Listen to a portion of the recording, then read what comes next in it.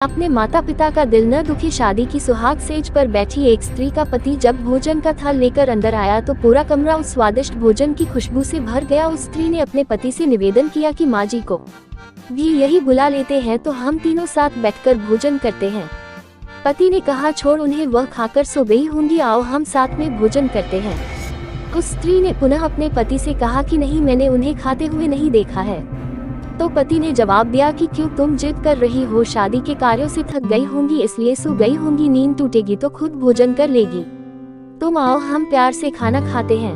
उस स्त्री ने तुरंत तलाक लेने का फैसला कर लिया और तलाक लेकर उसने दूसरी शादी कर ली और इधर उसके पहले पति ने भी दूसरी शादी कर ली। दोनों अलग अलग के घर गृहस्थी बसाकर खुशी खुशी रहने लगे। इधर उस स्त्री के 2 बच्चे हुए जो बहुत ही सुशील और आज्ञाकारी थे। कई वर्ष बीत जाने के बाद एक दिन वह औरत अपने बेटों के साथ यात्रा पर गई हुई थी। एक जगह तीनों माँ बेटे भोजन के लिए रुके और बेटे भोजन परोसकर माँ से खाने की विनती करने लगे। उसी समय उस स्त्री की नजर में एक फतेहाल भूख के और गंदे से एक वृद्ध पुरुष पर पड़ी जो इस स्त्री के भोजन और बेटों की तरफ बहुत कटक नजर से देख रहा था। उस स्त्री को उस पर दया आ गई और बेटों को बोली कि जाओ पहले उस वृद्ध को हिलाओ और उसे वर्ष 2 से हम सब मिलकर भोजन करेंगे।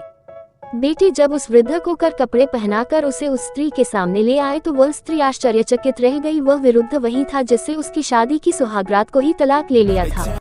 उसने उससे पूछा कि क्या हो गया जो तुम्हारी हालत इतनी दयनीय हो गई। तो उस वृद्ध नजरें झुकाकर कहा कि सब कुछ होते हुए भी मेरे बच्चे मुझे भोजन नहीं देते थे, मेरा तिरस्कार करते थे, मुझे घर से बाहर निकाल दिया। उस स्त्री ने उस वृद्ध से कहा कि इस बात का अंदाजा तो मुझे तुम्हारे साथ सुहागरात को ही लग गया था, जब तुमने पहले अपनी बूढ़ी माँ को भोजन कराने के बजाय उस स्वादिष्ट भोजन के थाल लेकर मेरे कमरे में आ गए और मेरे बार बार कहने के बावजूद भी आपने अपनी माँ का तिरस्कार किया। उसी का फल आज आप भोग रहे हैं। माता पिता के साथ तुम्हारा सलूक एक ऐसी कहानी है जिसे लिखते तो तुम हो लेकिन तुम्हारी संतान में पढ़कर सुनाती है। जैसा व्यवहार हम अपने बुजुर्गों के साथ करेंगे उसी देखा देखकर हमारे बच्चों में भी यही गुण आता है कि शायद यही परंपरा है।